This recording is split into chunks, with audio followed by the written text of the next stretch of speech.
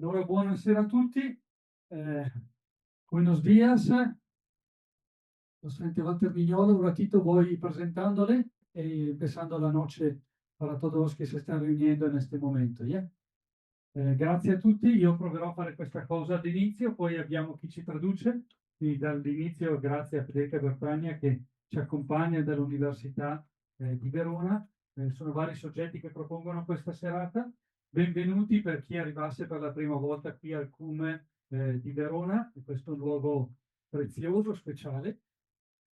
Siamo in questo momento alla conclusione, qui in casa, di un corso di 5 settimane di preparazione per uomini e donne, laici e sacerdoti e religiosi che sono in procinto di partire per la missione in Africa e in America Latina, chi per un anno, chi per un tempo indefinito. E quindi dentro il nostro processo di formazione, questa sera siamo contenti di ospitare anche questo evento che invece ha un profilo distinto e in collegamento soprattutto con l'università, con gli enti che ci hanno sollecitato in tutto questo lavoro che si fa da decenni rispetto all'istituzione che poi si trova in questa collocazione qui in centro a Verona solo da pochi anni, però sono decenni che la Chiesa cattolica prova insieme a tante altre persone ad attenzionare ciò che succede in America Latina e nel mondo. La nostra storia ci lega soprattutto all'America Latina, cercando di decifrare i movimenti socio-politici, ecclesiali e religiosi e provando a restarne stimolati e a rilanciare un'osservazione rispetto a un luogo e a un pensiero che spesso rimane un po' a margine. Ne discutevamo prima, anche adesso, negli ultimi anni, l'asse di attenzione mediatica e del mondo si sta spostando verso l'Oriente e ci chiediamo se saremo capaci di mantenere destra l'attenzione sul mondo che invece, proprio rispetto al tema di questa sera, ha delle provocazioni forti da restituirci e estremamente attuali.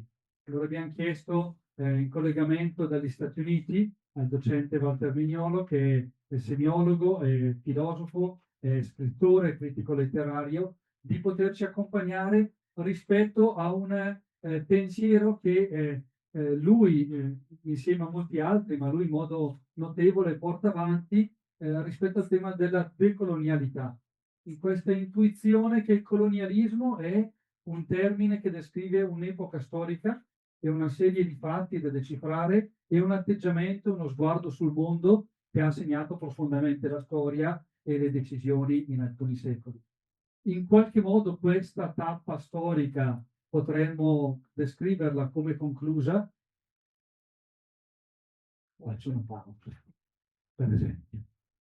E questa sera cerchiamo di dirci anche che forse ha cambiato forma, ma è altrettanto vorace e violenta. E però nella decolonialità proviamo a intuire, e quindi è un po' la proposta che chiediamo a Walter Mignolo che ci offra, non voglio anticipare delle cose, ma giusto per avere la VC e l'orizzonte di questa serata, proviamo a intuire che c'è un pensiero coloniale, c'è un modo di intuire e di leggere la storia e soprattutto di atteggiarsi che prende anche altre forme. E quindi il lavoro non è solo un lavoro sociopolitico, ma è profondamente anche filosofico di sguardi. Ecco, proprio sullo sguardo probabilmente verterà nella serata di questa sera e lo dico con un po' di tremore perché in qualche modo chi sta vivendo la casa in queste settimane continua a fare l'esercizio di dirsi e ridirsi che togliendosi i sandali, entrando nella storia e nella terra di qualcun altro, una delle prime cose su cui lavorare sarà proprio lo sguardo, no? Quindi la capacità di guardare con gli occhi degli altri, di intuire delle prospettive nuove, di scoprire anche delle cose rispetto a noi. Chi è che ha un atteggiamento coloniale? E di alcune cose sentiamo che possiamo parlare perché è un oggetto fuori da noi, di altre ne siamo parte e quindi è anche un po' più faticoso.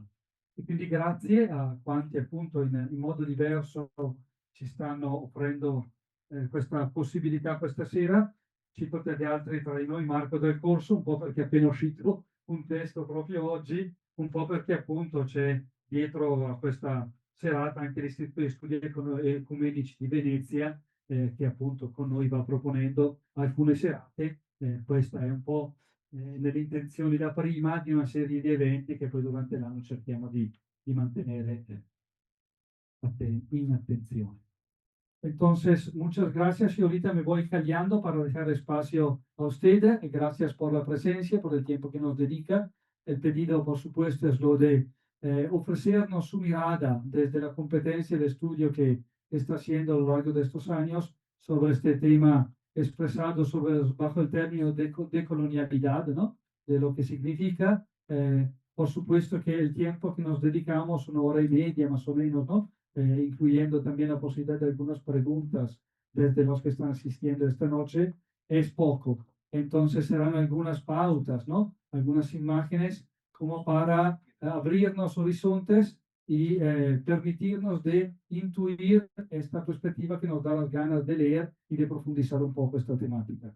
Gracias también a la docente universitaria que se ocupa de la traducción y a la disponibilidad de cada uno porque una charla con traducción sigue siendo un poco fatigante, ¿no? Pero es posible darnos el tiempo necesario como para entendernos y dialogar un poco. Muchísimas gracias. A usted la palabra. Gracias a ti, Sergio, padre Sergio, por la invitación. Grazie dell'invito.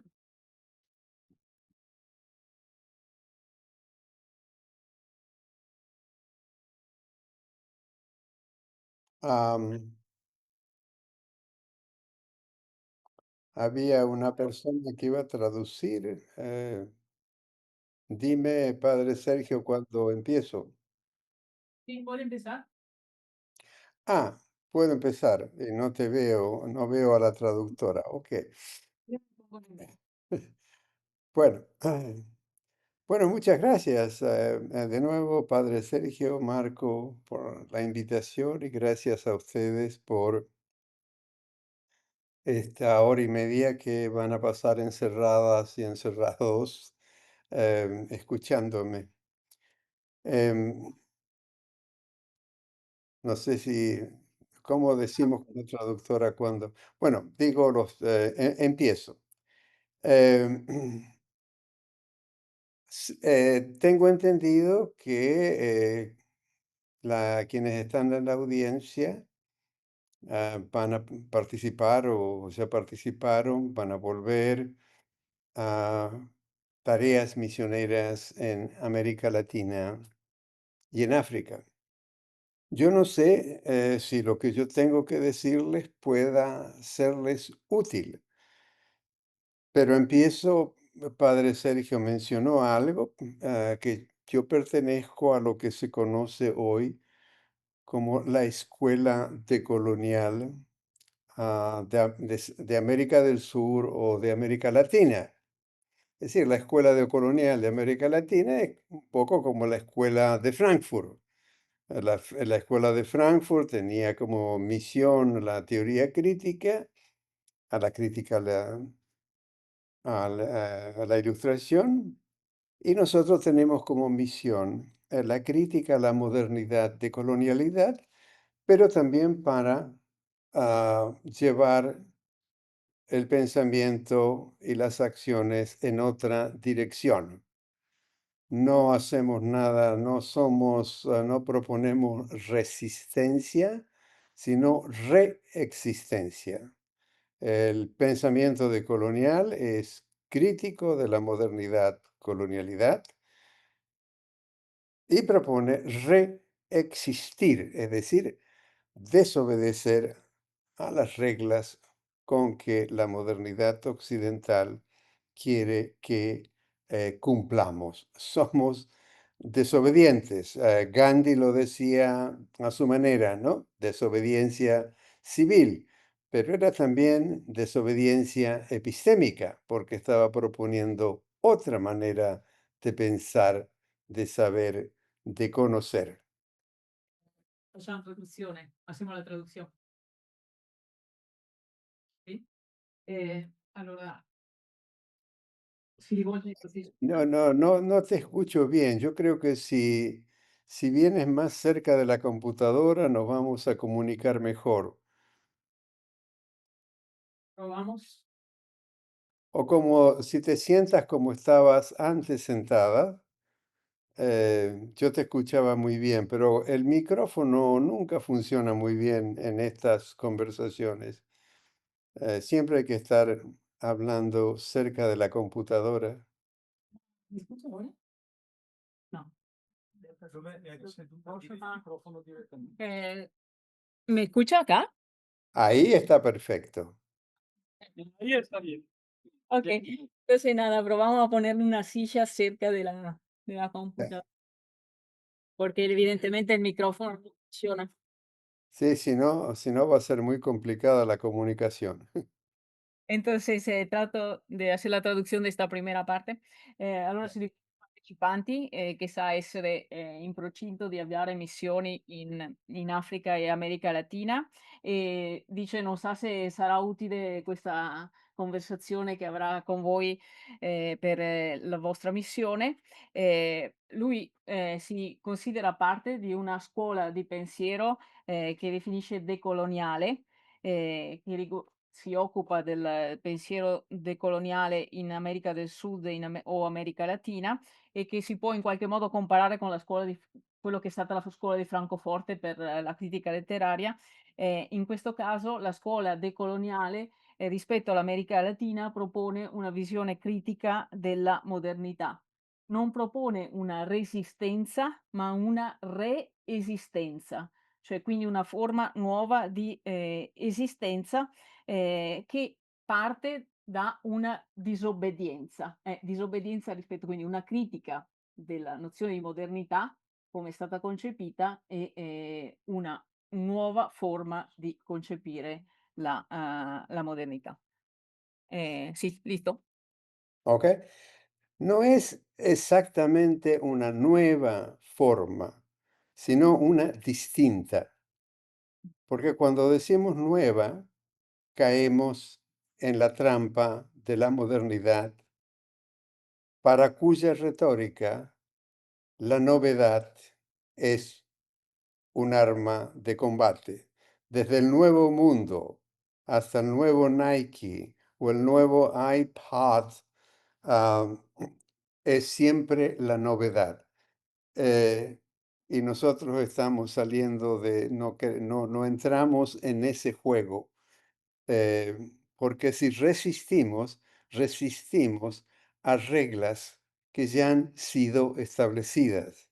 Y nosotros lo que estamos haciendo es proponer otras reglas, no solamente para Latinoamérica, sino para todo el mundo. Es decir, estamos hace tiempo ya en conversaciones, en trabajo conjuntos con África, con el sureste de Asia, el sur, Asia del Sur, India, pero también en Europa y Estados Unidos hay gente que sigue a su manera los principios de esta escuela. Y segundo punto, le digo cuál es el principio fundamental de esta escuela del cual voy a hablar hoy. Es decir, y esto es desprendernos de la modernidad. No preguntamos qué son las cosas o los acontecimientos, sino cómo las cosas y los acontecimientos llegaron a ser lo que son. Paremos ahí y luego sigo.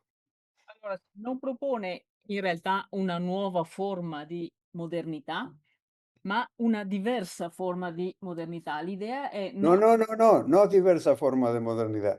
Modernidad para nosotros está totalmente fuera de juego. No queremos ser modernos. non giocare il gioco.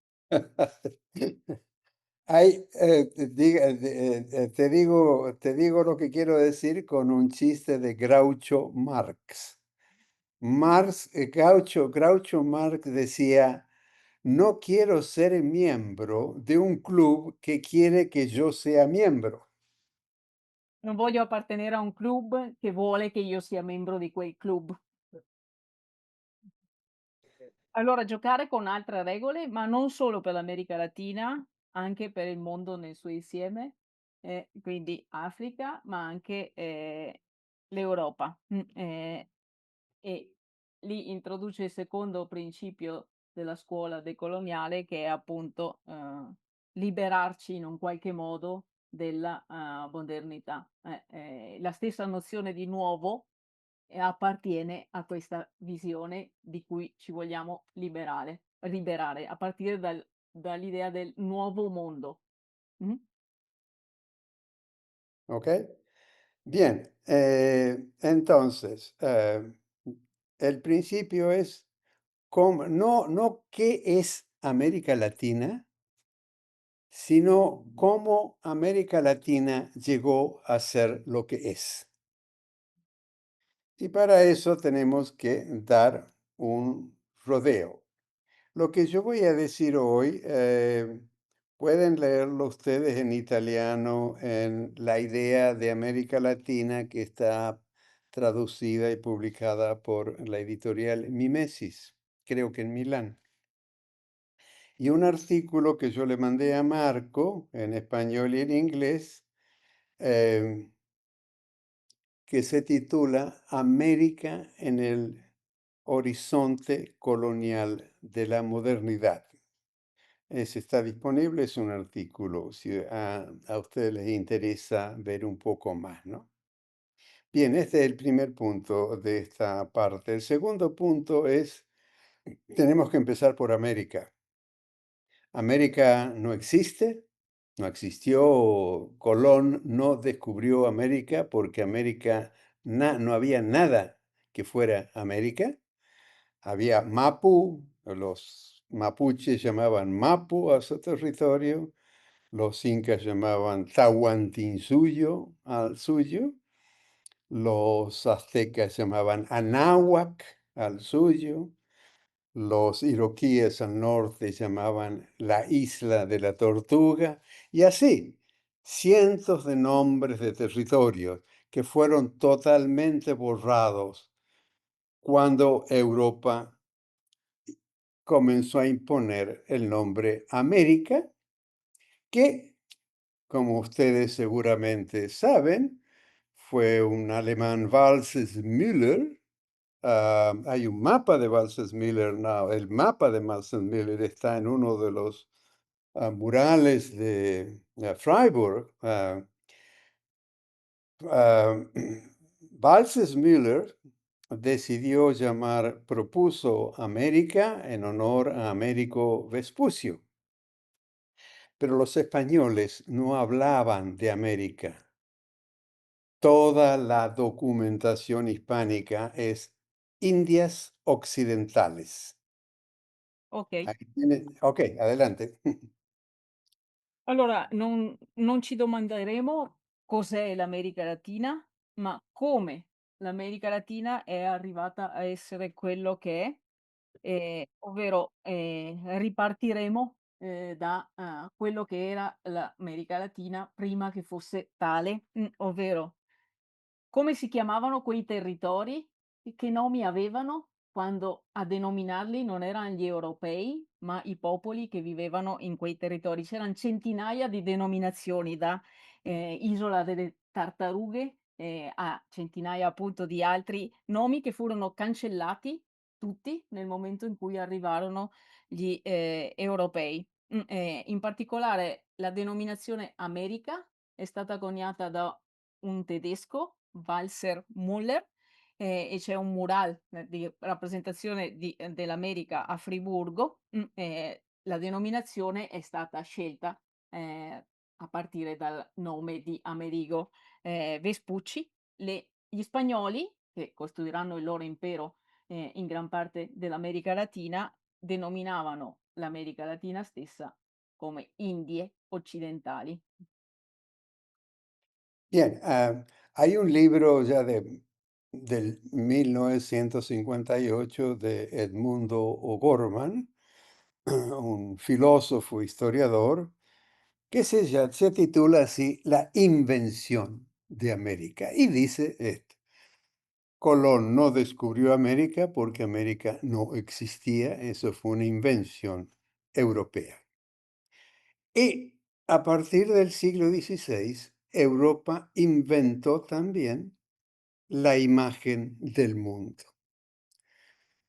Los dos primeros mapas que vemos hoy modificados, claro está, son el de Mercator, creo que era de 1540, y el de Abraham Ortelius, que es más famoso, de 1570.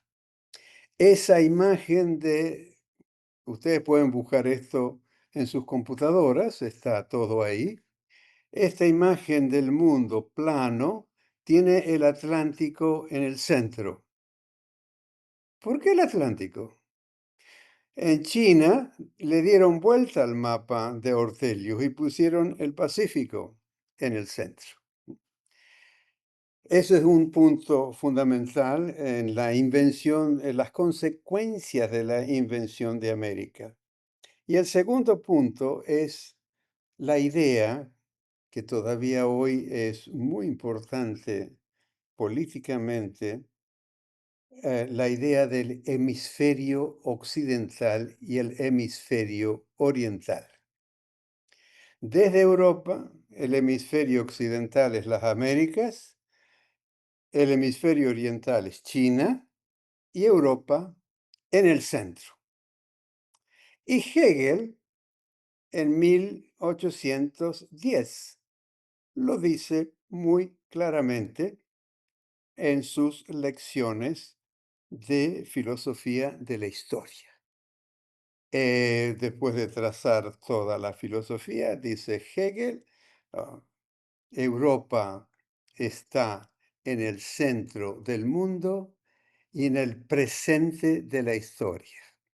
Y nosotros desde América Latina decimos, perdón, Willem, nosotros no vemos las cosas así, pero tú tienes el derecho de verlas así. Lo que no tienes derecho es pensar y esperar que todo el mundo las vea así. Ok. Mm. Allora, in un libro del 1958 di Edmondo O'Gorman c'è l'idea dell'invenzione, dell'America, che è un'idea che in Europa, nel XVI secolo, costruisce sostanzialmente l'immagine intera del mondo e cita, 2 mappe, quella di Mercator del 1540 e quella di Orteglio, Abramo Orteglio 1570. Entrambe hanno l'Atlantico al centro, e quindi c'è l'idea di un mondo, che ha un emisfero occidentale e un emisfero orientale, mettendo al centro l'Europa. È un'idea che è affermata anche dal filosofo Hegel nel 1810, quindi alcuni secoli dopo, nelle sue lezioni di filosofia, della storia. Hegel dice: "L'Europa è al centro del mondo ed è il presente, della storia", e dice il professor Mignolo: "Dall'America Latina, non si vedono le cose in questo modo". Hegel ha le sue motivazioni per affermarlo, però, lì la visione invece è diversa e adesso ce la proporrà. Bueno, ese es lo que acabo de decir, es el primer punto, la invención de América y las consecuencias de la invención de América. Ahora vamos al segundo punto. ¿Cuándo y quién inventó América Latina? Ah, América Latina tampoco existe, fue una invención y esa invención ocurrió en la segunda mitad del siglo XIX. Nadie en América del Sur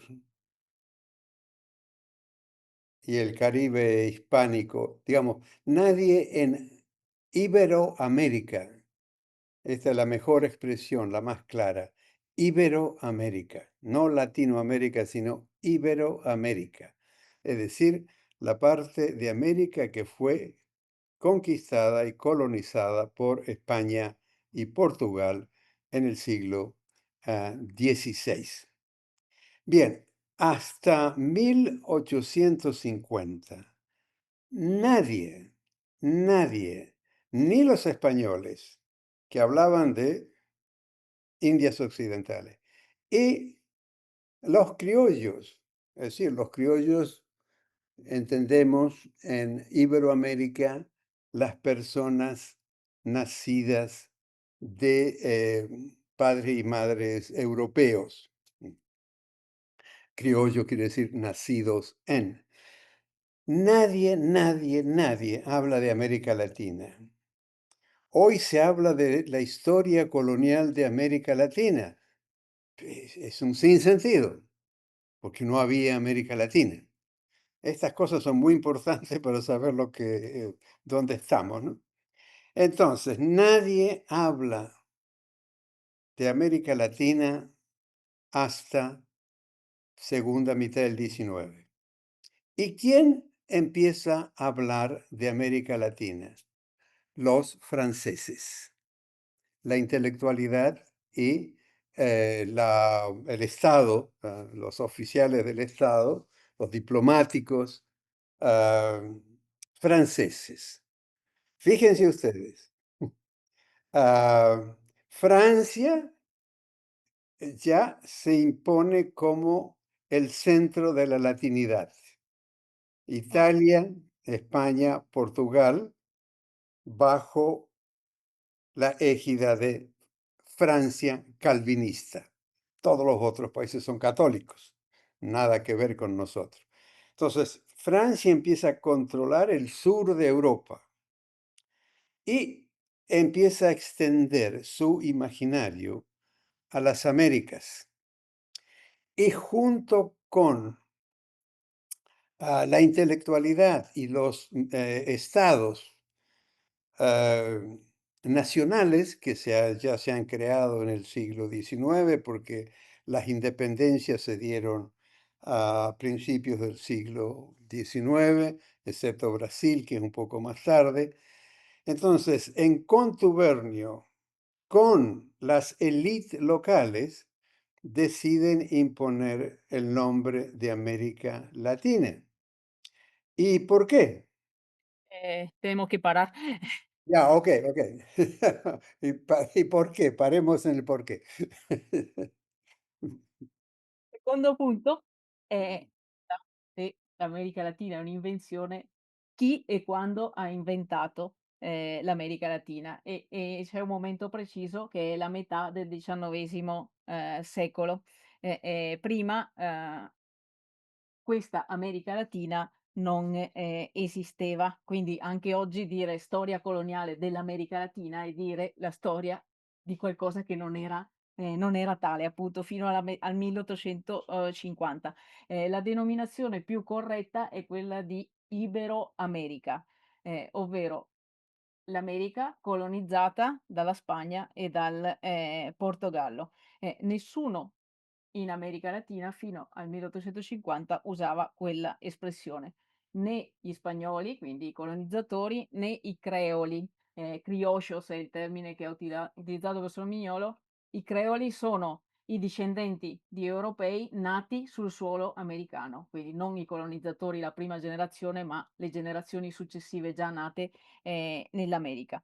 E chi sono gli artefici? Chi è che l'ha inventata la nozione di America Latina? L'hanno inventata i francesi. L'intellettualità e lì politica e diplomatica francese, che a partire dalla metà del XIX secolo costruisce un progetto di dominazione imperiale in America Latina attraverso appunto all'inizio l'invenzione di questo termine. La Francia che si pensa e si vuole come centro della latinità, in Europa, quindi costruire una dominazione nel sud dell'Europa e, in America Latina.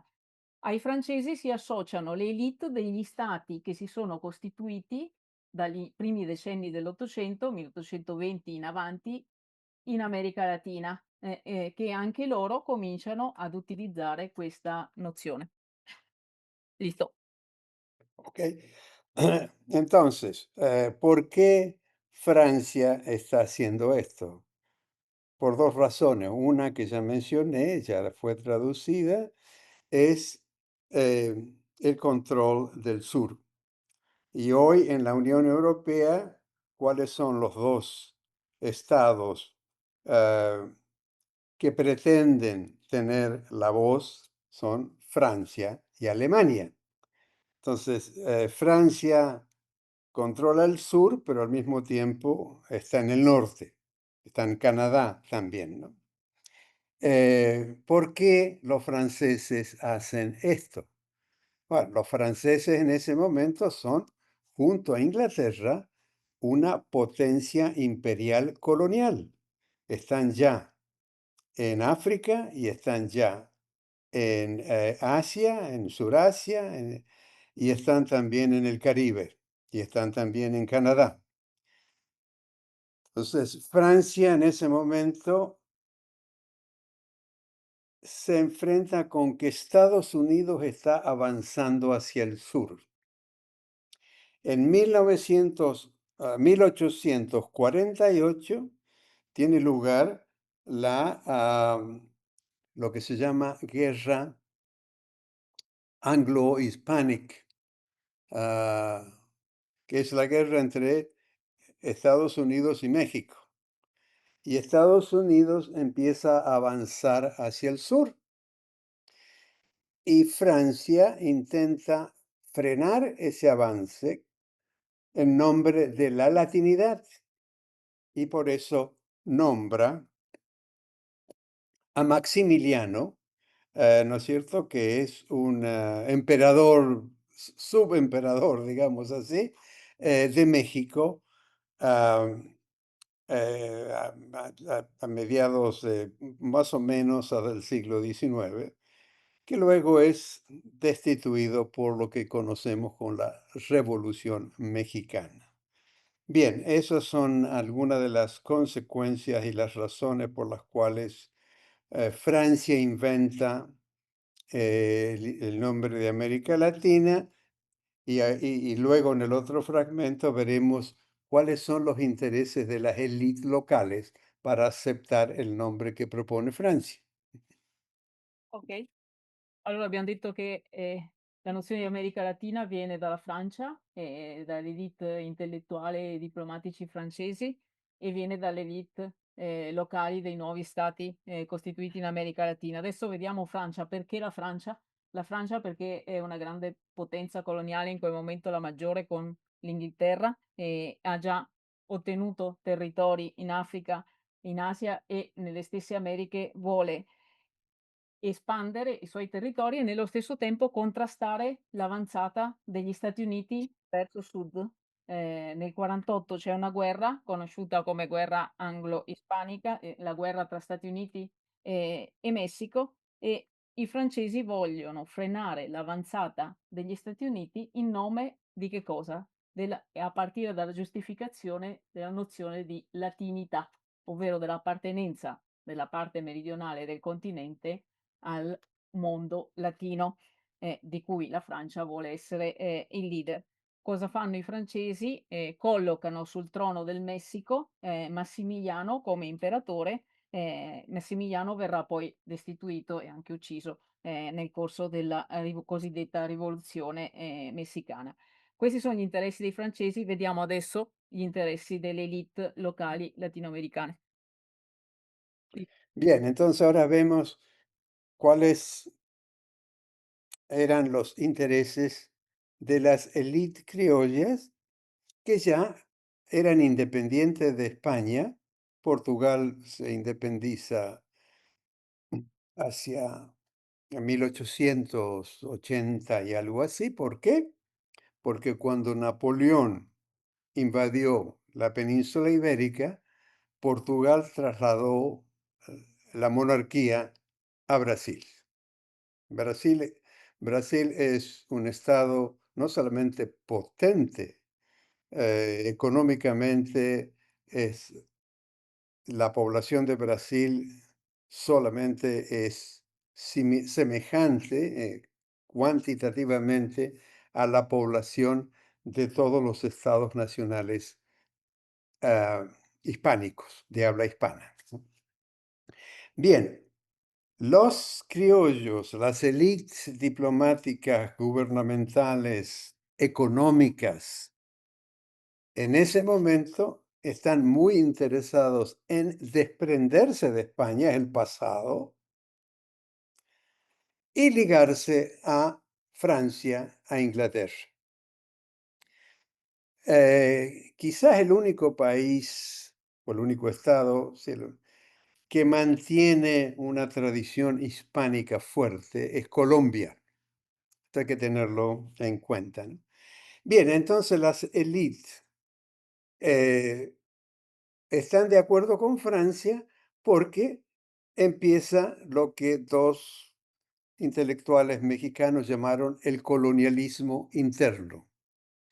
El colonialismo interno toma la política, la vida intelectual de Francia y la economía de Inglaterra.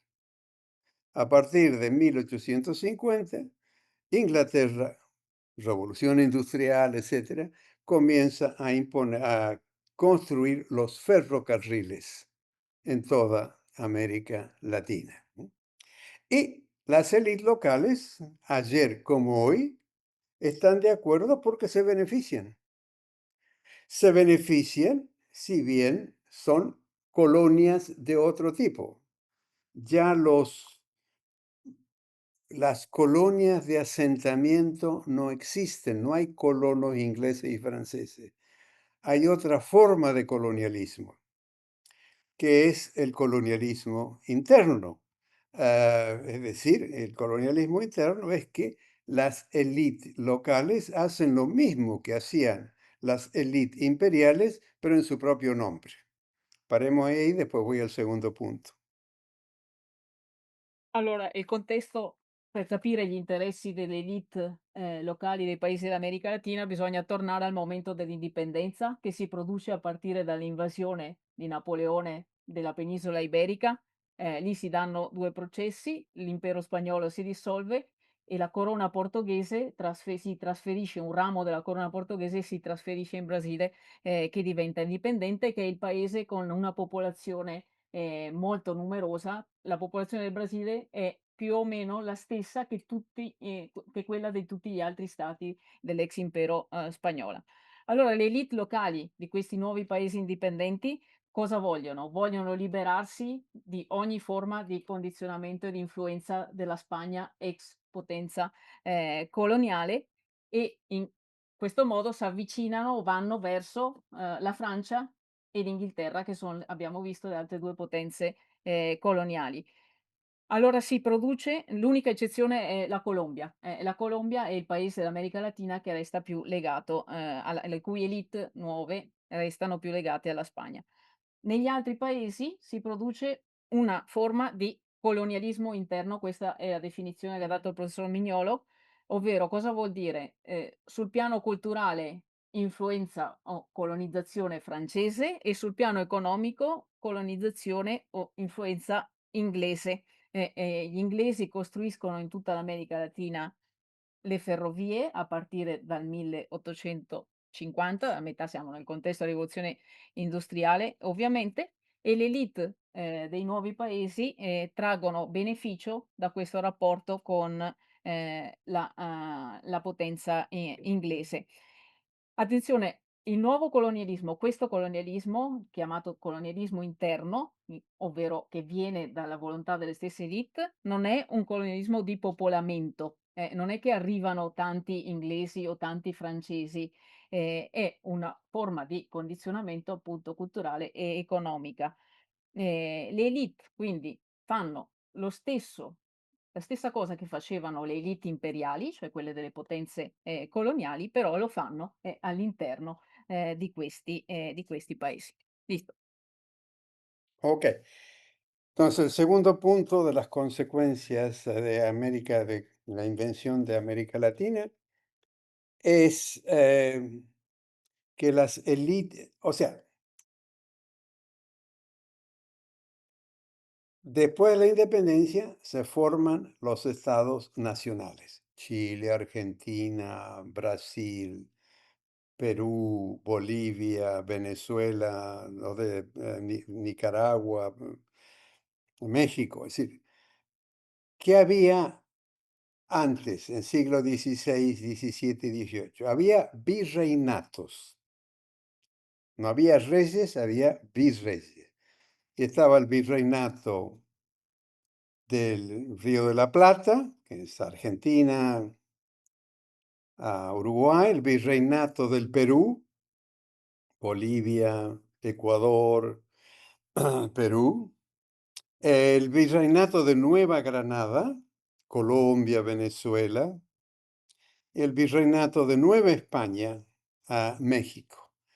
Con la independencia se desarman los virreinatos controlados por la monarquía y aparecen los estados nacionales controlados por las élites criollas.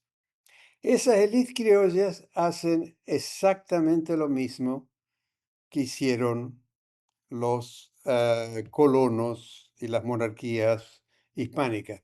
Borraron los nombres territoriales de las poblaciones indígenas. Y hoy hay un gran auge, organización decolonial,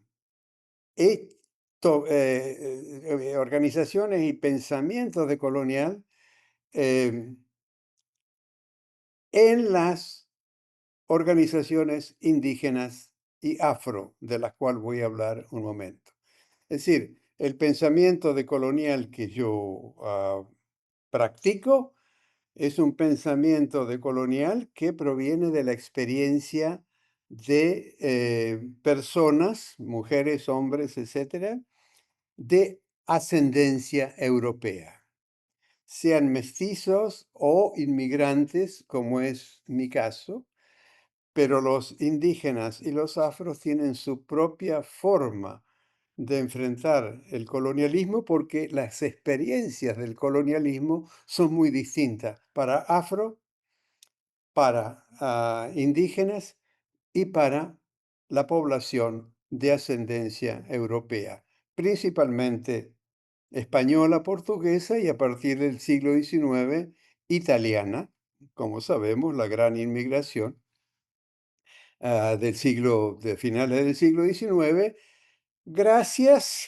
gracias entre comillas, a la invención del buque a vapor, revolución industrial, que podía transportar muchísima gente. Ok. Allora, torniamo al contesto della formazione dei nuovi stati, americani. Dice, cosa c'era prima di questi stati, nuovi che si formano dopo, la dissoluzione dell'impero spagnolo? C'eran dei viceregni in che era l'organizzazione che aveva dato la Spagna all'enorme impero americano, erano 4, il viceregno del Rio de la Plata al sud, attuale Argentina, il viceregno del Perù, il viceregno della Nuova Granada e il viceregno Nuova Granada, Venezuela, Colombia e Nuova Spagna in l'attuale, Messico. Questi viceregni, si sfaldano nel momento in cui si formano i nuovi, stati e le élite creole, dice, fanno nei nuovi stati lo stesso la stessa cosa che avevano fatto le élite, degli imperi, ovvero cancellano, tutti i nomi e tutte le denominazioni, delle popolazioni, indigene originarie. Allora oggi il pensiero decoloniale, si organizza attorno a 2 assi. Da un lato è il pensiero coloniale delle organizzazioni, indigene e di afrodiscendenti, ovvero proprio dei popoli che, preesistevano alla conquista.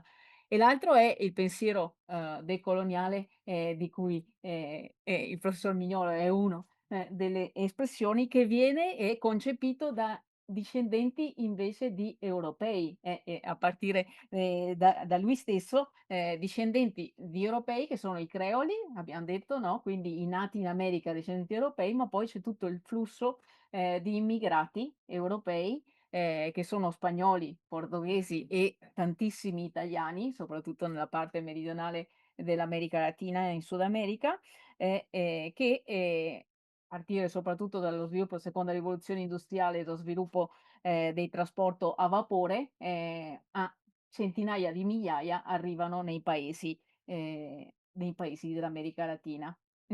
Allora 2 linee del pensiero coloniale, quella diciamo nativa dei popoli, dei discendenti dei popoli originari e quella invece prodotto di discendenti di europei. Listo? Ok. Bueno, esto que viene va a ser un poco difícil de entender, lo voy a decir de manera muy simple y lenta. Quello che viene te lo dico. Pri- Primero, tenemos que entender que entre 1500 y 1800 la composición demográfica de América del Sur y el Caribe, también la del norte, pero dejo de lado la del norte, son tres grupos demográficos heterogéneos. El primer grupo demográfico heterogéneo son las poblaciones, los pueblos originarios, que estaban allí desde 4, 5, 6000 años antes de Cristo. Eh, es decir, las civilizaciones mayas, las civilizaciones del Coral en Perú, en fin, eh, gente que vivía ahí desde antes, antes de Jesús en la cronología cristiana. Este es el primer grupo, muy heterogéneo, desde el sur al centro al norte. Grandes civilizaciones, culturas, etc. Segundo grupo, los europeos, que llegan sin invitación, sin pasaporte y se quedan. Y ahora le hacen problemas a los africanos, a los inmigrantes de América del Sur, del Caribe y de África, principalmente porque llegan a Europa sin invitación y sin pasaporte. Es decir, se han olvidado de que Europa hizo lo mismo. Este es el segundo grupo que toma posesión del gobierno, de la economía, de la educación, de los conventos, de las universidades, etc.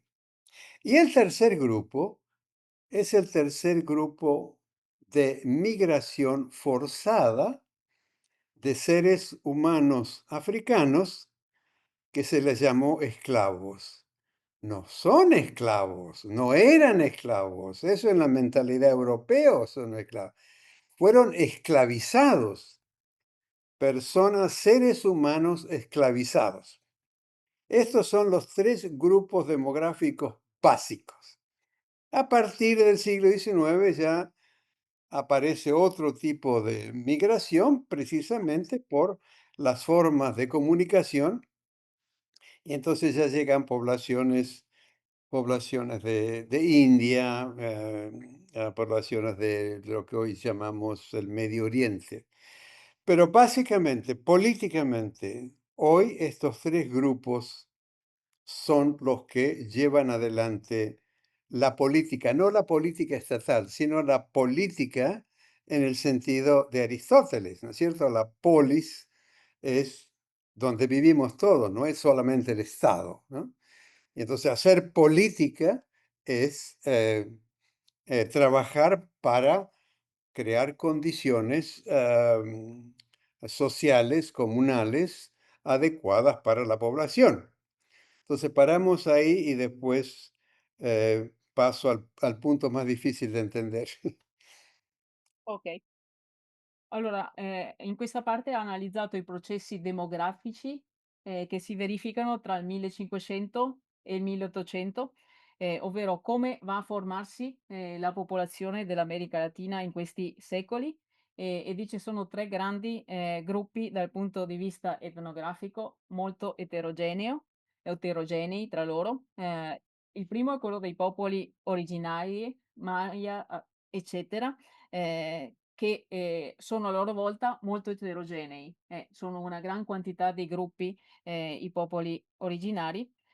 Il secondo è il gruppo degli europei, che arrivano, dice, in America Latina senza invito, senza essere stati invitati e senza passaporto e che oggi però, quando arrivano i latinoamericani in Europa pretendono, che, ci siano i passaporti e i documenti e si sono dimenticati che a propria volta, i loro progenitori sono andati in quella forma, senza invito in America Latina.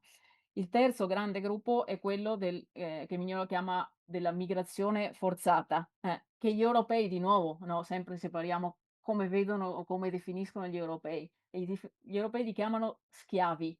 In realtà sono persone che provengono dall'Africa e che sono state schiavizzate. Non erano schiavi, erano persone schiavizzate.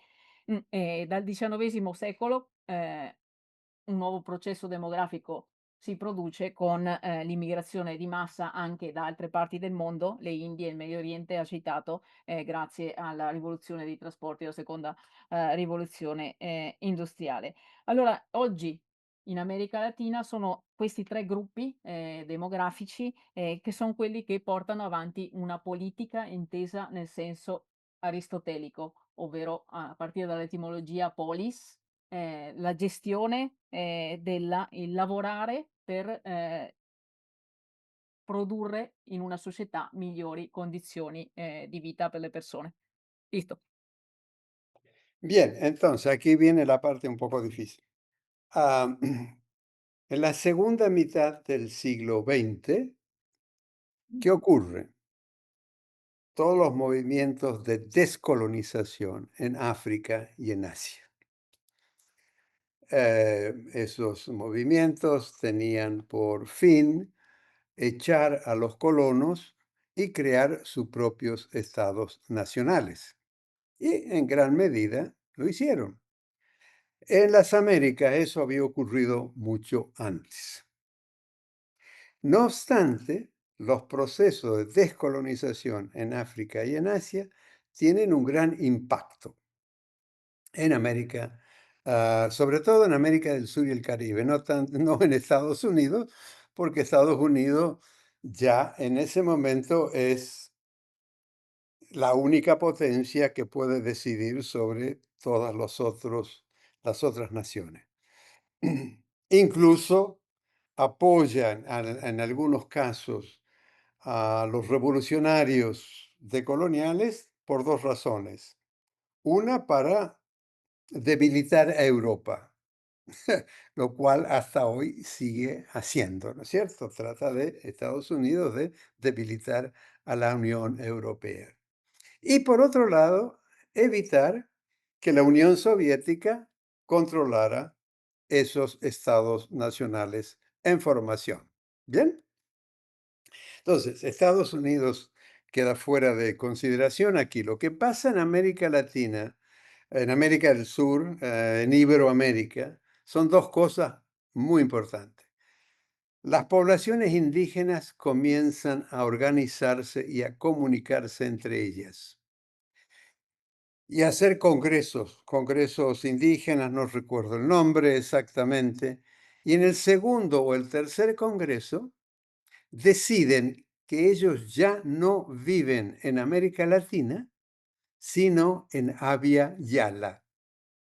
Abya Yala es un nombre de los indígenas Cuna que viven en Panamá y eligen ese nombre porque Panamá queda más o menos al centro, desde México hasta América del Sur. O sea que los indígenas en este momento ya no viven en Abya Yala, en la América Latina, viven en Abya Yala. Toda su educación, su política organizacional interna es Abya Yala.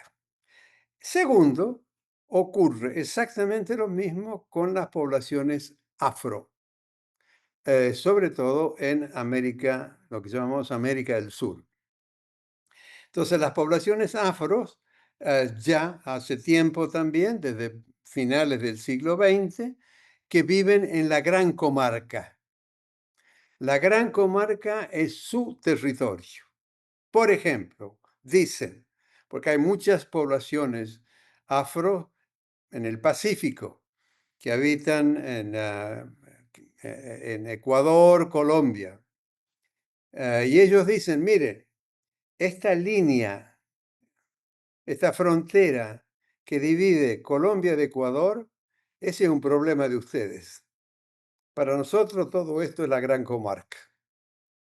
Y así ya están organizándose, ¿no?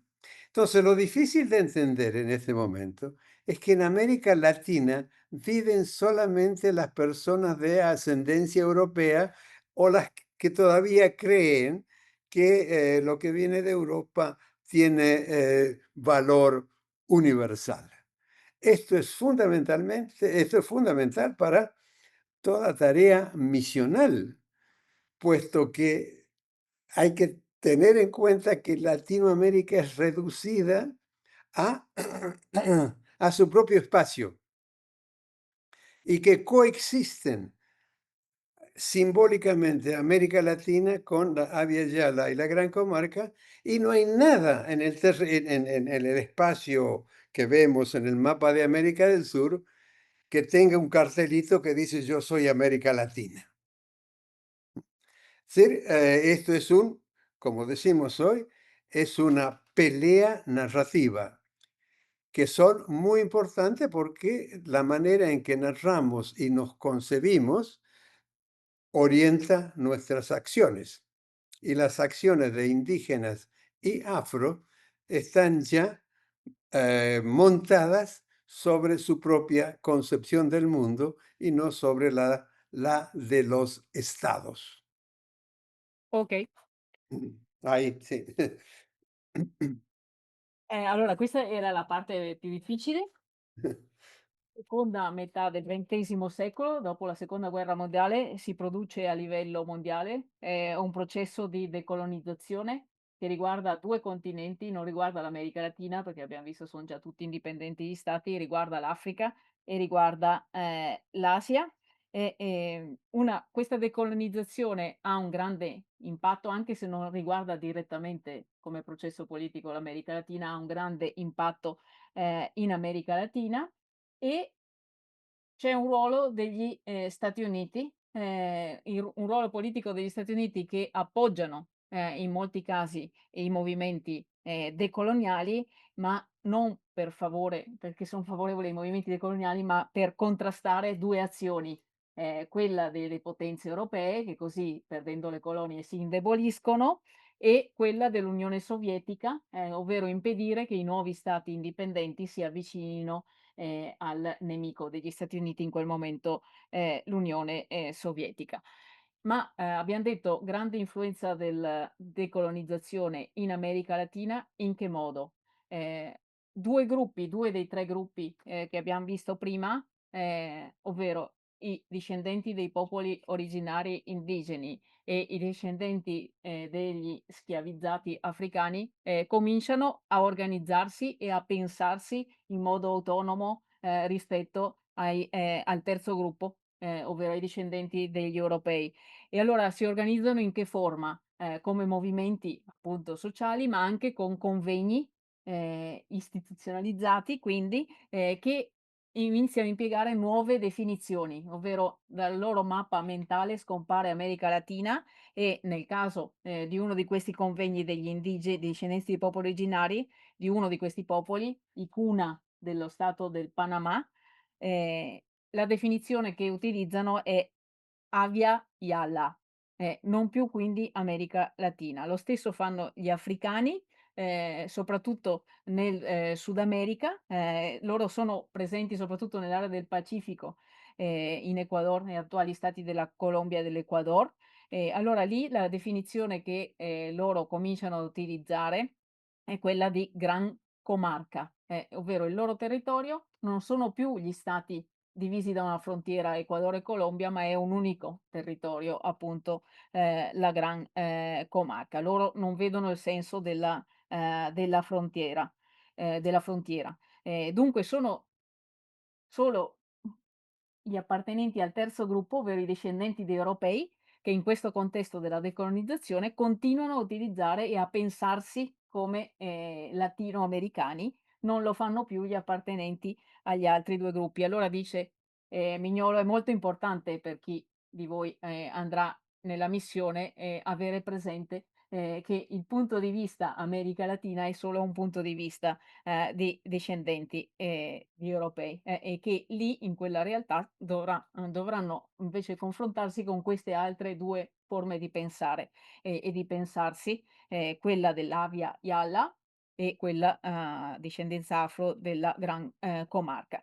E quello che si produce quindi l'ha chiamato, Pelea narrativa, un conflitto narrativo, ma sappiamo che il modo in cui si narra il mondo, condiziona anche le azioni che si svolgono, in quel mondo, orienta l'azione, il modo in cui, ci si pensa e si descrive, la realtà, ed è quella appunto la realtà che, si troverà di fronte chi andrà in quei contesti.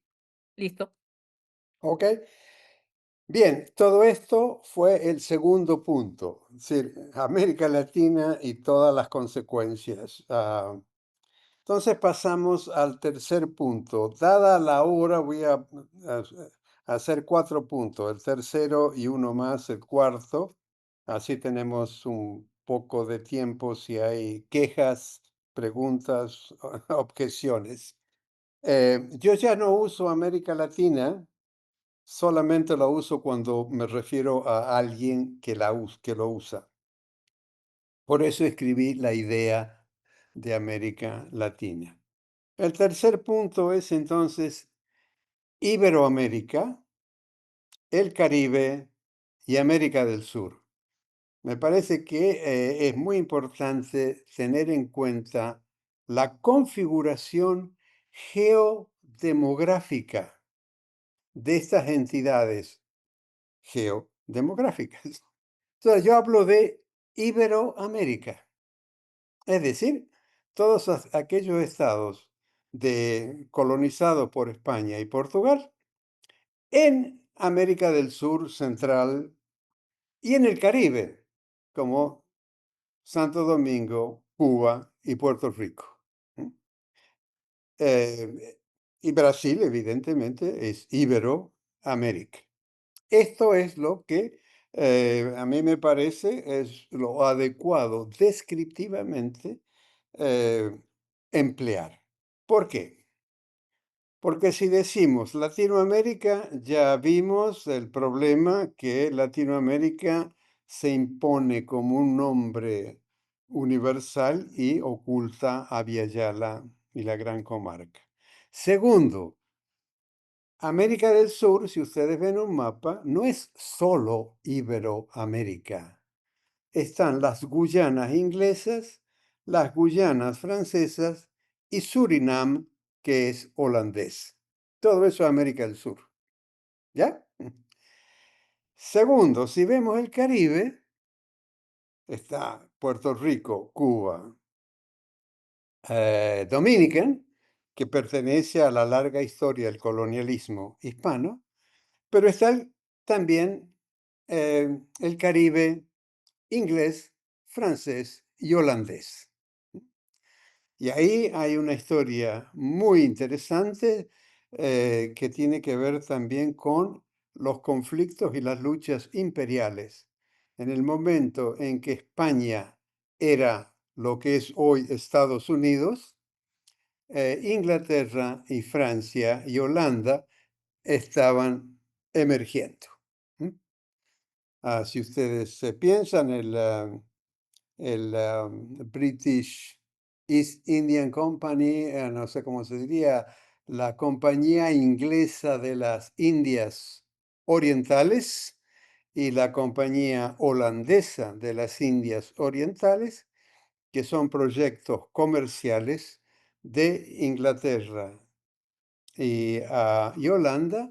Ambas se crean en 1600, en 1601 aproximadamente y empiezan a controlar también el Caribe y a disputar el control del Caribe.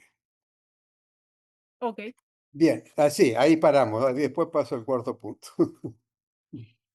Allora, riduce a 4 i punti, da trattare per questioni di tempo. Allora adesso il terzo punto, è, il fatto che, Mignolo rifiuta già la definizione di America Latina, ovvero la usa e ha scritto un libro che si chiama "L'idea di America Latina" per riferirsi a quelli che la usano. Ma ritiene che la nozione, essendo una nozione di origine coloniale, non debba essere usata e vada sostituita con, nozioni che sono invece di tipo geodemografico, ovvero basate sulla geografia e sulla demografia di cui abbiamo parlato nel precedente, punto. Allora queste, nozioni sono Iberoamerica, Caraibi e, America, del Sud. Ehm, perché? Perché se noi andiamo a, ehm scindere dal punto di vista geografico, osservare dal punto di vista geografico l'Iberoamerica, cioè i territori che sono stati colonizzati, dagli spagnoli e dai portoghesi, in realtà includono anche, stati, che sono invece poi stati colonie di altri paesi che non sono culturalmente, spagnoli e portoghesi, caso delle Guyane, la Guyana, francese, la Guyana olandese del Suriname.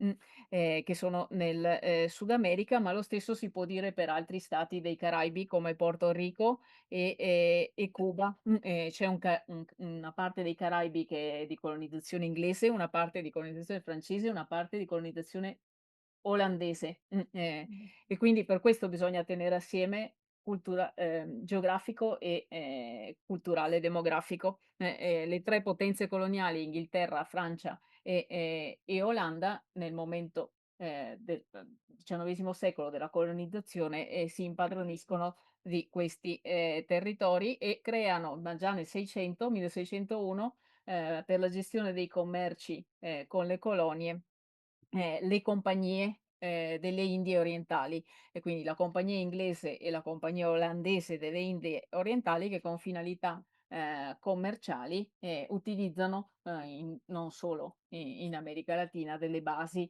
che corrispondono a questi, territori. Listo. Listo. Bueno, el último punto estamos ya muy avanzados, es muy complejo también, pero voy a tratar de simplificarlo simplemente para darle, para señalar algunos aspectos que ustedes luego, si se interesan, pueden investigar. El último punto es sobre qué pasa hoy en América Latina, Abya Yala y la Gran Comarca. Eh, Todo el orden institucional está controlado por América Latina. Abya Yala y la Gran Comarca actúan en la esfera pública, pero sin mucha participación en el Estado. Yo diría casi ninguna participación. Bolivia es sin duda el país más interesante en este aspecto, también Ecuador, pero resulta que hoy Ecuador tiene un presidente que es totalmente neoliberal y Bolivia parece que va por ese lado también, de acuerdo a los cómputos de las próximas elecciones. Entonces, hoy, eh, la gente de Abya Yala y la Gran Comarca actúa fuera del Estado. Entonces, prestemos atención a lo que pasa en el Estado y en la educación. En el Estado hoy, América Latina, desde hace ya, bueno, hoy América Latina está dividida entre lo que se llama de izquierda o derecha, pero dejemos de izquierda o derecha de lado. Está dividida entre quienes buscan la protección de Estados Unidos, como Argentina en este momento, como Ecuador en este momento, como Paraguay en este momento, y están los estados que empezaron ya a establecer relaciones con China, con Rusia y Brasil hace tiempo con Irán. Esto es un asunto muy importante por dos razones. porque América Latina siempre parcialmente, no como un América del Sur, sino como el imaginario simbólico que controla la economía, la política y la educación, se divide entre lo que yo estuve analizando hace un tiempo ya, entre la desoccidentalización y la reoccidentalización. ¿Qué diablos es esto? Hacia el año 2000, 10 años después de la caída de la Unión Soviética, en esos 10 años, Estados Unidos pensó que ya no hay enemigos, no hay adversarios, o sea, el fin de la historia. ¿M? Ah, el mundo unipolar que estamos hablando hoy, ¿no?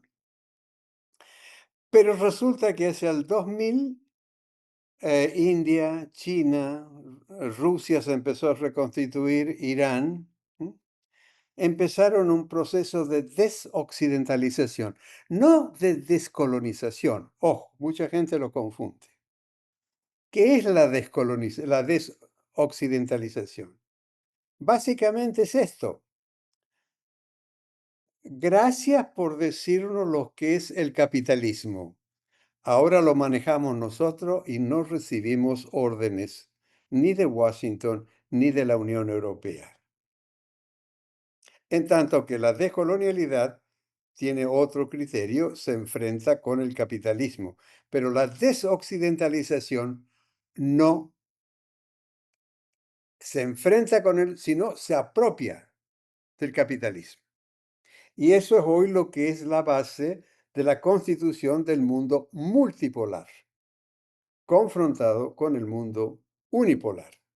Entonces es muy importante tener en cuenta para dónde apuntan los estados en América Latina. Brasil es uno de los grupos fundadores del BRICS y es uno de los estados más grandes, más poderosos económicamente y que le crean problemas a Estados Unidos.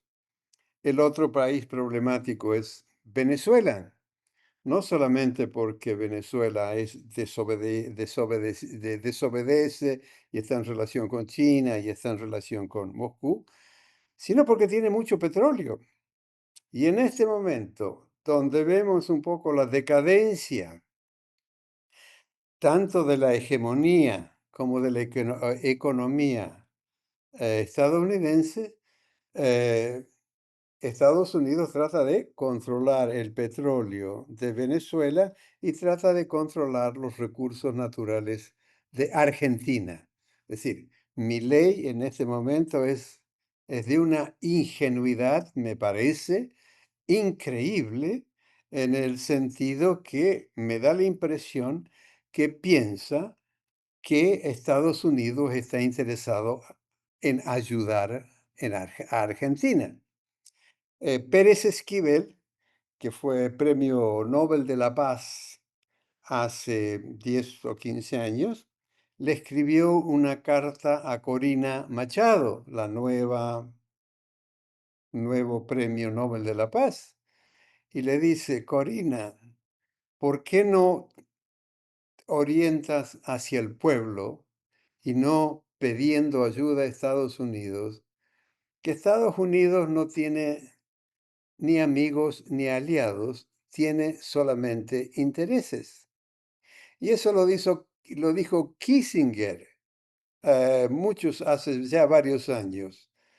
Dice, ser adversario de Estados Unidos es un problema, pero ser aliado de Estados Unidos es mortal. Podemos parar ahí, después digo unas palabras finales.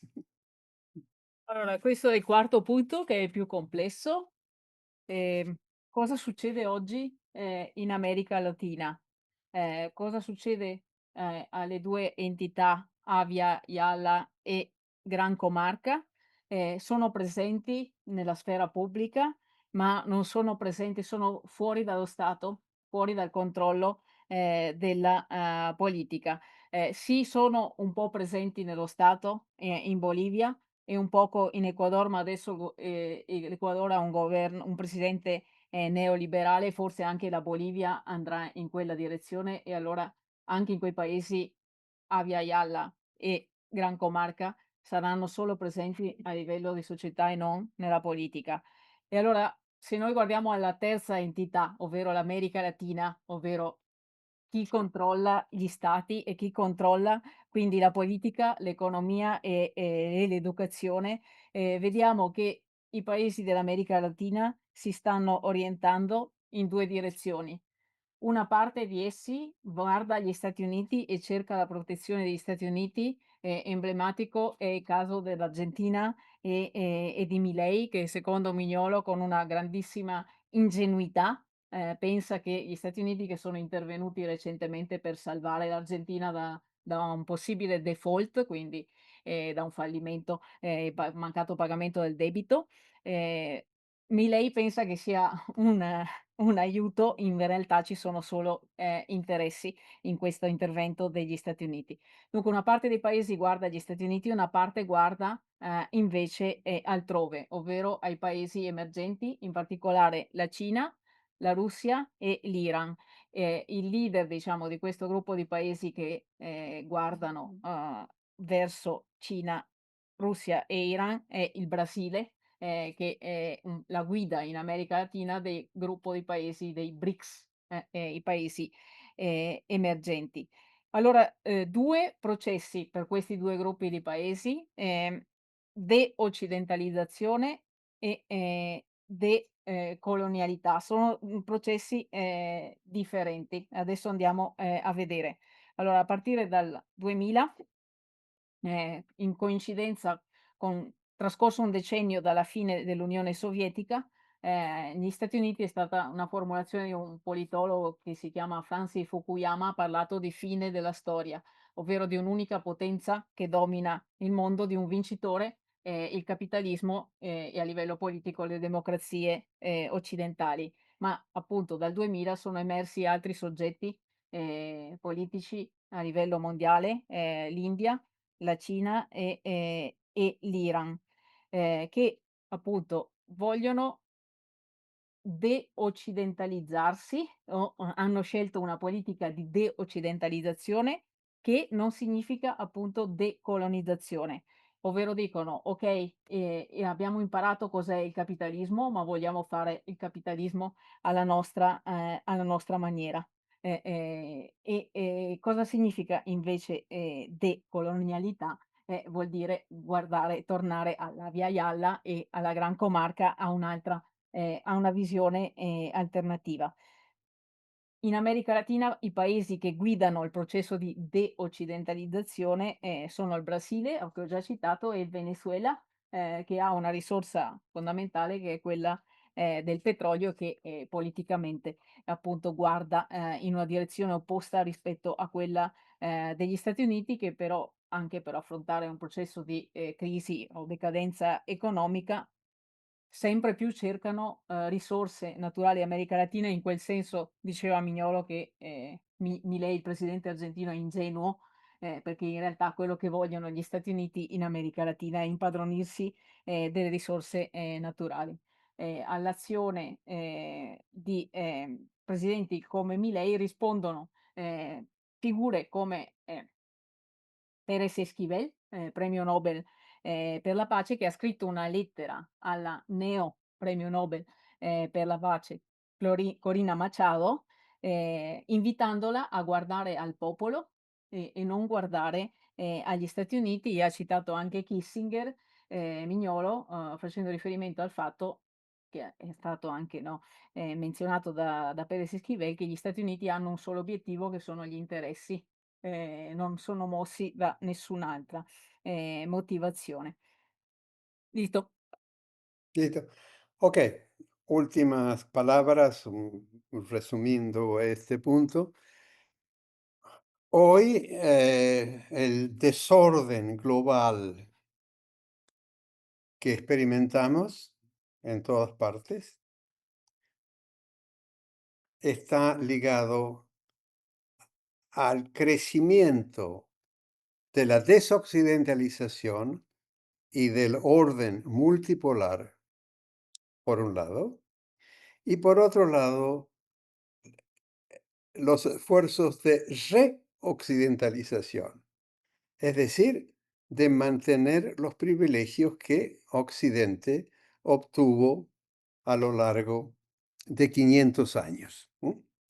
Esto lo vemos a diario. Y yo diría que el conflicto de Ucrania y el conflicto de Israel están ligados precisamente a el conflicto entre desoccidentalización y reoccidentalización.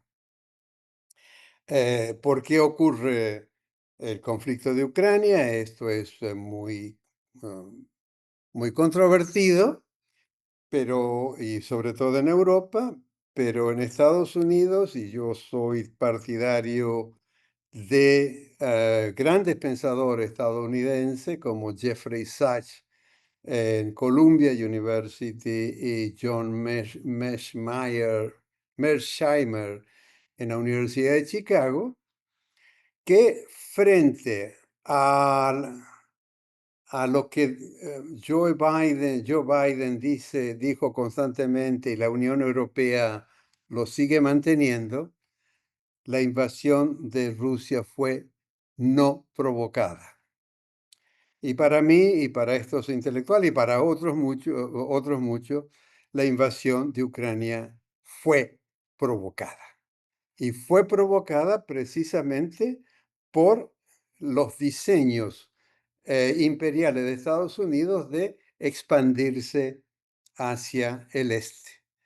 Si ustedes leen el libro de 1997 de Zbigniew Brzezinski, polaco-americano que fue advisor de Clinton, creo. El libro se llama The Great Chessboard, el gran juego de ajedrez, y ahí les explica claramente en el 97 la primacía de Estados Unidos y el papel fundamental que tienen Georgia y Ucrania para esa expansión hacia Asia Central, ¿no?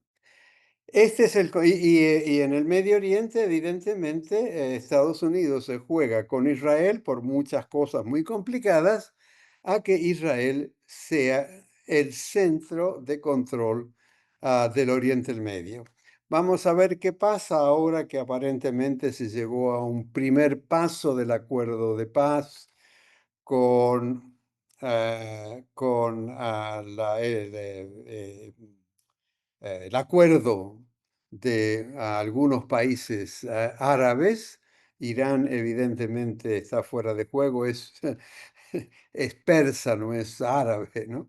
En fin, entonces hay que prestar atención en la política de América Latina, cómo se va relacionando América Latina en esta gran juego de ajedrez entre la occidentalización, la reoccidentalización y la desoccidentalización. Para que entiendan lo que quiere decir esto es más o menos lo siguiente.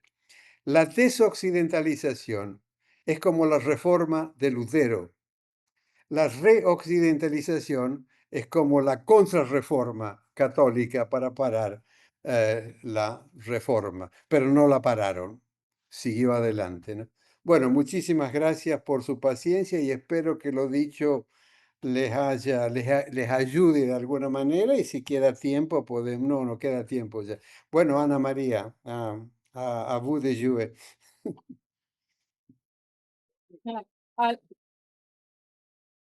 la situazione allora la chiusura, l'ultima parte sulla situazione attuale, definita da Mignolo disordine globale, in cui si danno 2 processi e c'è uno stato di, ordine multipolare. I 2 processi, che si danno oggi sono la de-occidentalizzazione e gli sforzi di re-occidentalizzazione che adesso in chiusura ha comparato la deoccidentalizzazione alla riforma luterana e la reoccidentalizzazione alla Controriforma, dicendo che però la Controriforma, non è stata, possibile, non ha avuto successo. Allora, cosa significa? Se leggiamo i conflitti, attuali, i 2, ehm, quello dell'Ucraina e quello, Israele e Gaza, in chiave di deoccidentalizzazione e reoccidentalizzazione.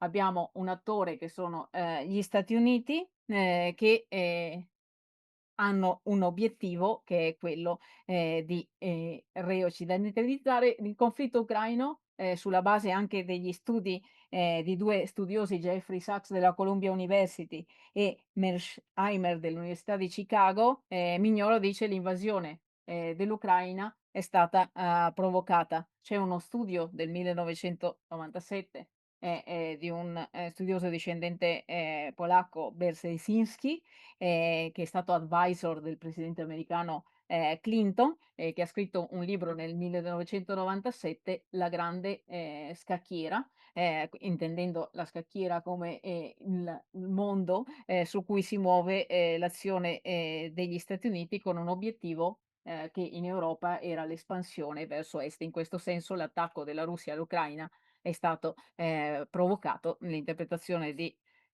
Mignolo e degli studiosi che ho citato. Lo stesso per il secondo, conflitto attuale, Israele-Gaza, che possiamo interpretare come uno sforzo di rimettere o mantenere Israele al centro, del, Medio Oriente.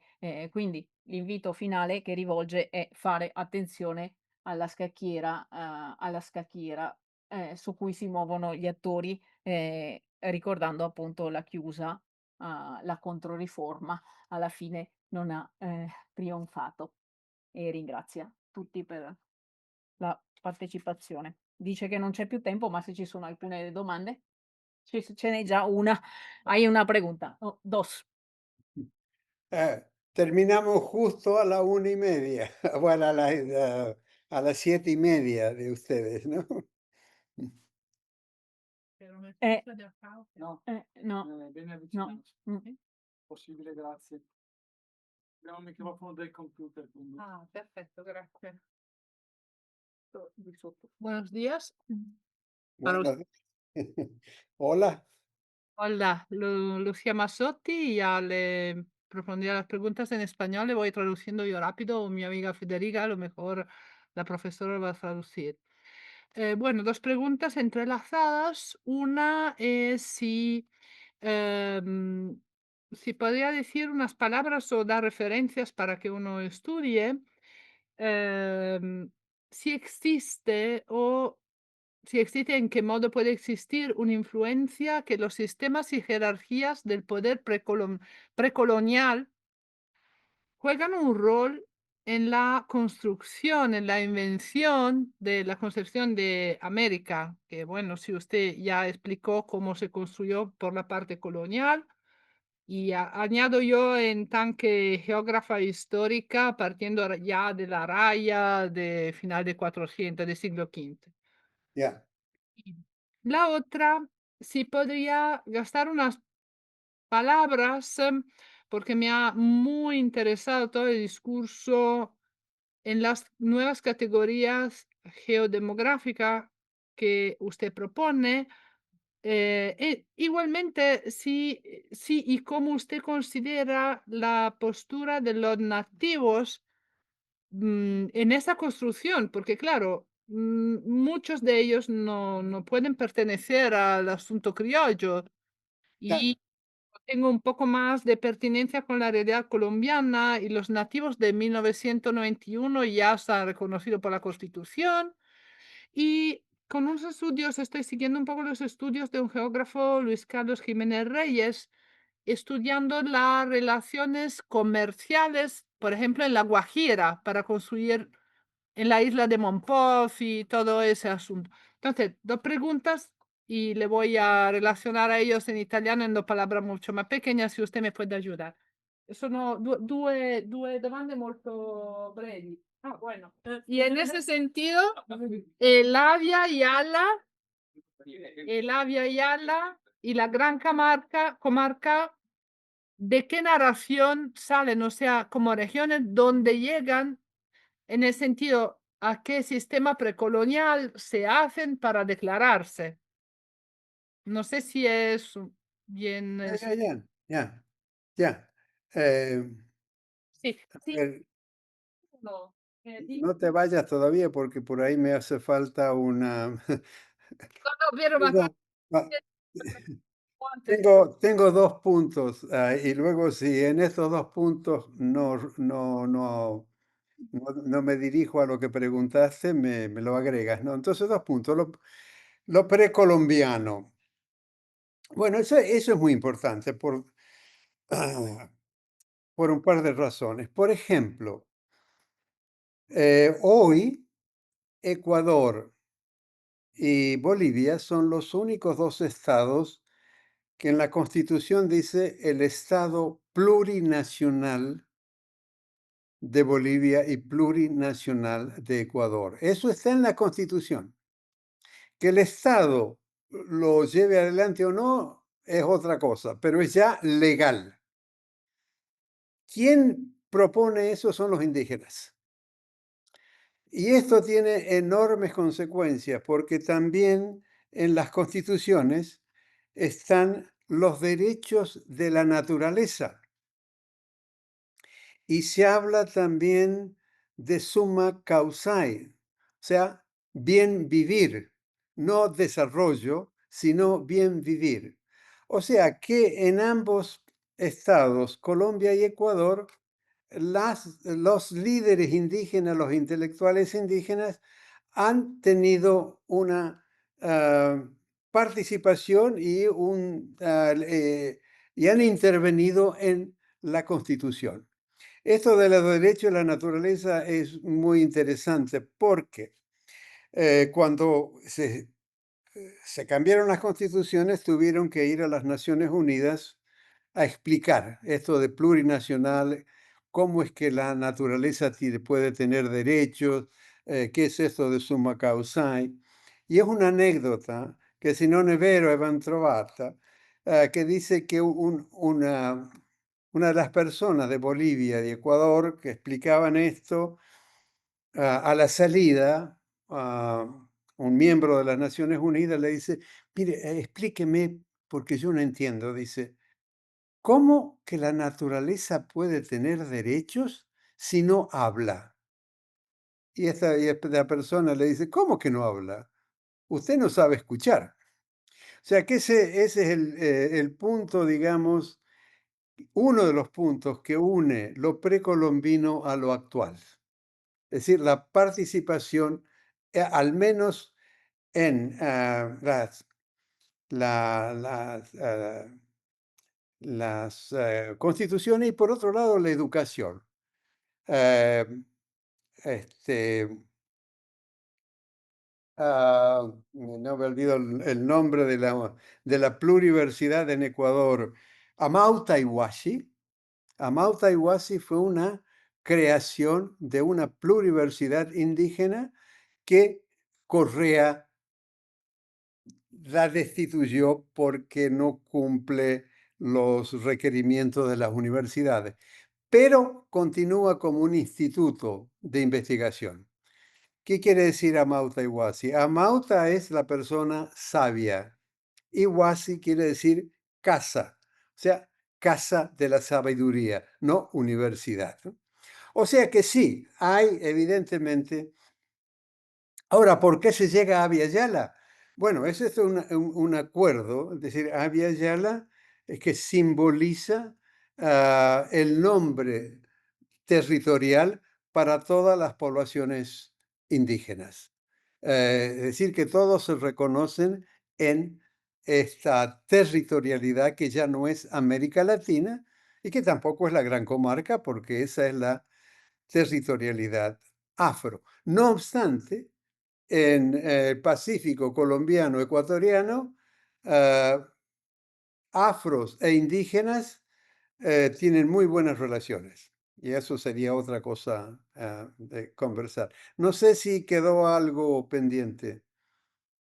me lo dices. Gracias, un momentico che va a traducir. Rispetto alla domanda che riguardava il lascito, cosa resta del pre-colombiano, cita i casi della Colombia, scusate, della Bolivia e dell'Ecuador, delle loro costituzioni e dei loro modelli educativi. In primis la Costituzione in cui in cui questi due stati, Bolivia e Ecuador, sono definiti plurinazionali, ovvero con il riconoscimento finalmente a livello giuridico. Dopo dice un'altra cosa che nella realtà dei fatti, ma è molto importante che ci sia almeno un riconoscimento giuridico. E l'altro elemento che ci riporta al discorso della continuità del precolombiano, della sopravvivenza delle culture originarie, è sempre nelle costituzioni di questi due paesi il riconoscimento dei diritti della natura e del bien vivir, del buon vivere Benessere. contro il benessere, contro lo sviluppo, contro l'idea di sviluppo. Allora, all'ONU sono andati a spiegare, boliviani e ecuadoriani, cosa significa riconoscere dei diritti alla natura, e un funzionario dell'ONU ha chiesto: ma cosa vuol dire? Cioè, cosa intendete se la natura non può parlare? E la risposta è stata: siete voi che non riuscite a dire quello che la natura ci dice. E allora l'altra sopravvivenza o persistenza o riaffermazione dell'indigeno nell'oggi è a livello educativo, in Ecuador in questo caso, una università che poi il presidente Correa ha come derubricato a semplice istituto di formazione, non riconoscendole più lo status di università, che si chiama Amauta Iguasi. Amauta vuol dire casa e Iguasi vuol dire sapienza, saggezza meglio. E allora l'idea di una formazione e di un'educazione che parte da questo riconoscimento, da un lato dei diritti della natura per il bien vivir, per il benessere e la vita delle persone, e dall'altro di una plurinazionalità di questi stati, e quindi in questo senso una visione positiva, almeno per alcuni paesi dell'America Latina. Muchas gracias. Al revés, Amauta es filósofo, Bien. sabia, persona sabia. Huasi es casa, casa de la sabiduría. Quiero decir una cosa más en relación a lo precolombino. No es exactamente pre, es más bien colonial, de la época colonial, pero es muy importante para hoy. Las poblaciones indígenas vienen de distintos reinos, como se dice, distintas lenguas, distintas creencias, distintas formas de vida. Cuando se encuentran en las Américas, tienen que inventar algo nuevo para, digamos, asociarse entre ellos y vivir juntos, ¿no? Y crean 4 instituciones, yo le llamaría, que son el candomblé en Brasil, la santería en el mundo hispánico, el vudú en el mundo francés y el rastafarianismo en el mundo inglés. Y el rastafarianismo tiene un exponente, Bob Marley, muy conocido. Estos son filosofías, como puede ser el confucianismo o el hinduismo, que no es religión, sino que es una filosofía como, como el confucianismo. O pueden ser también mal llamadas religiones como el budismo o el daoísmo, que no son religiones exactamente como se entienden en la tradición abrámica, ¿no? Que son monoteístas. Entonces, el candomblé, la santería, el vudú y estas instituciones están vivas hoy. Es como parte de la gran comarca. Son estas 4 instituciones muy fuertes en la vida cotidiana de la, de la población afrodescendiente en las Américas y el Caribe. América del Sur y el Caribe. En América del Norte es otra cosa. Bien, ¿Algo más? Yo creo que ya a mí se me está acabando el tiempo también, de modo que les agradezco la presencia y la paciencia. Allora, grazie mille, muchísimas gracias. Voy cerrando nuestro encuentro. Ringrazio il Centro di Studi Oscar Romero, ringrazio l'Istituto Ecumenico di Venezia, ringrazio l'Università di Verona.